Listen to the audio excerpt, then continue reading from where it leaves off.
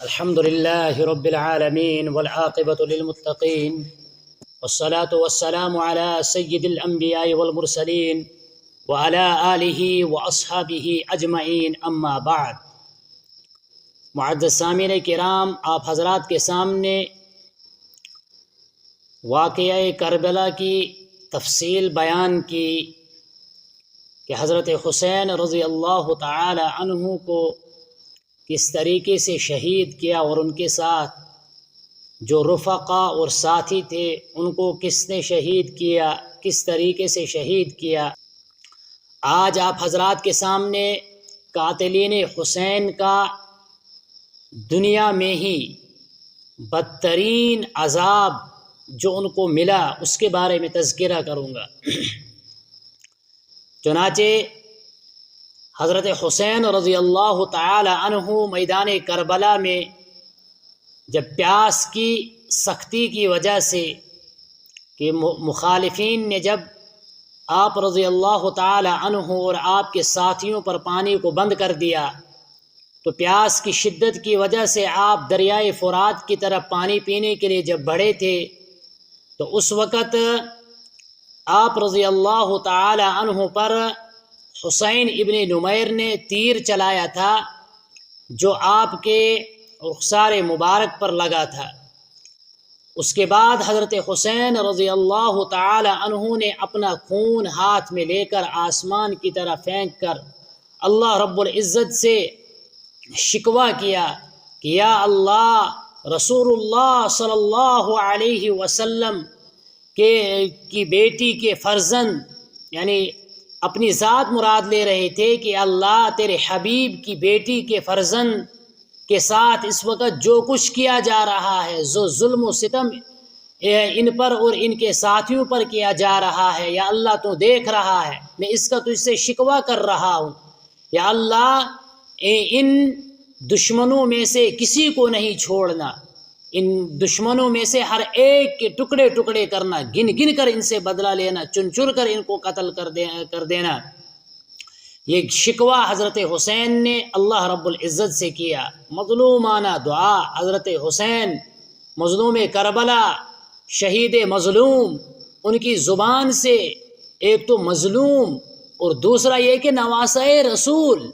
ان کی دعا کے قبول ہونے میں کوئی شک نہیں تھا۔ چنانچہ مؤرخین نے لکھا ہے، امام زہری بیان کرتے ہیں، فرماتے ہیں کہ قاتلین حسین جتنے بھی تھے ان سب کو دنیا میں ہی آخرت سے پہلے عذاب ملا، یعنی آخرت میں تو ان کے لیے عذاب ہے ہی، لیکن دنیا میں بھی ان میں سے جتنے بھی شریک تھے سب کو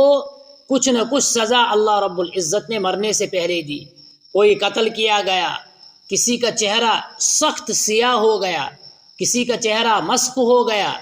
جن کو سلطنت کا دبدبہ تھا ان سے وہ سلطنت چھن گئی، اور باقی لوگ جو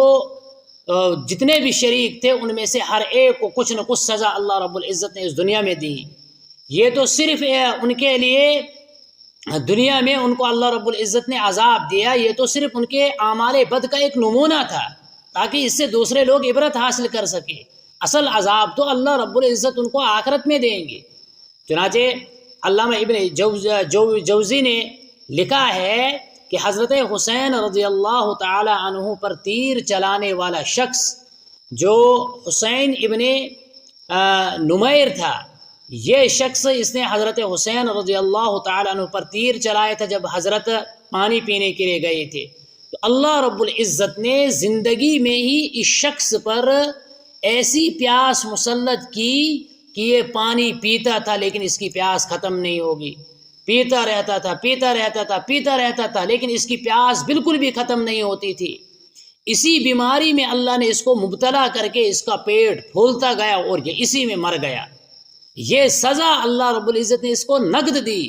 اور جو سزا آخرت میں ہے وہ تو ملنی ہی ہے، وہاں پر اللہ رب العزت نے جو کچھ ان کے لیے تیار کر رکھا ہے وہ تو اس کی سزا تو ان کو ملے گی، لیکن دنیا میں ہی ان کو عبرت کا نشانہ اللہ رب العزت نے لوگوں کے لیے بنایا کہ کس طریقے سے انہوں نے ظالمانہ اور قاہرانہ اور جابرانہ طور پر حضرت حسین رضی اللہ تعالی عنہ کو باغی شمار کر کے ان کو شہید کر دیا، اس پر اللہ رب العزت نے ان کو دنیا میں ہی سزا دی۔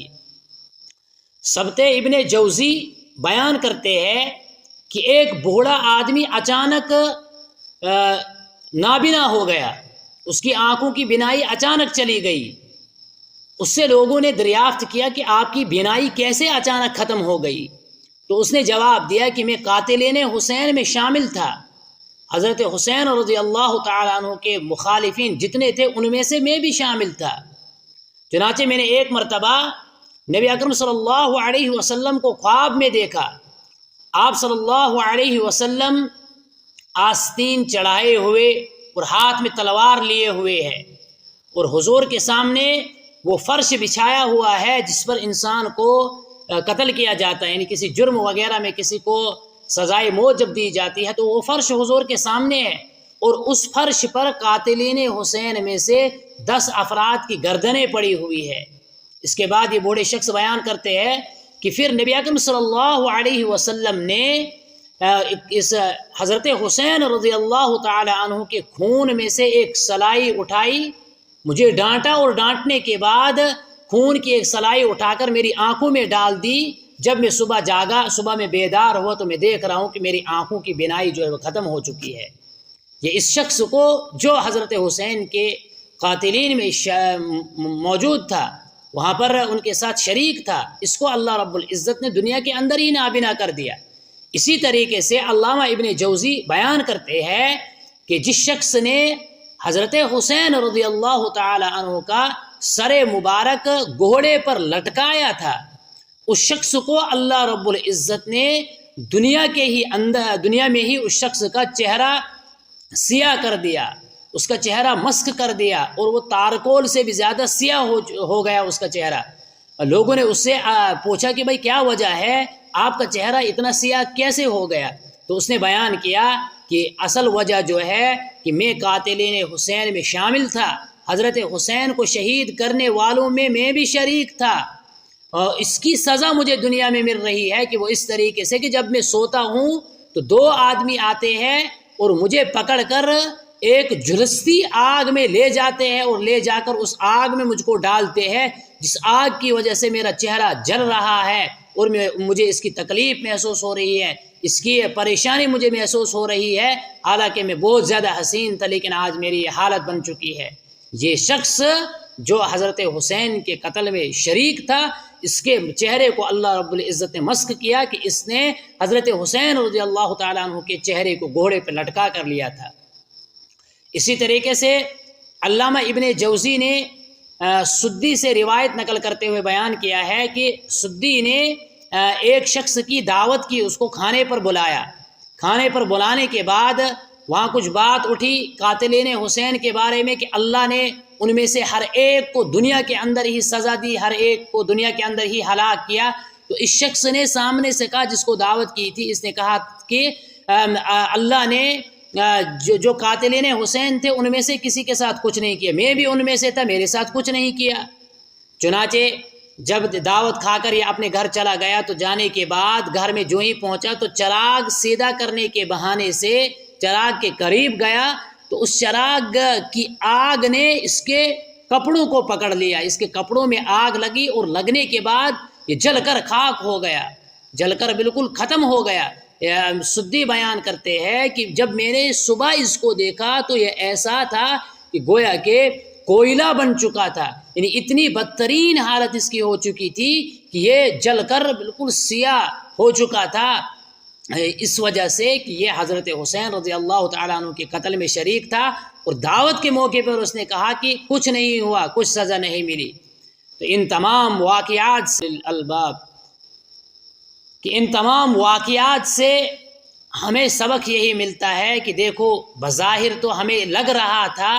کہ یہ انہوں نے حضرت حسین کو شہید کر دیا، ان کا تذکرہ دنیا سے مٹ جائے گا، لیکن دنیا والوں نے دیکھا کہ کس کا تذکرہ ختم ہوا اور کس کا تذکرہ باقی رہا۔ اللہ رب العزت ہمیں حضرت حسین رضی اللہ تعالیٰ عنہ سے محبت کرنے والا بنائے،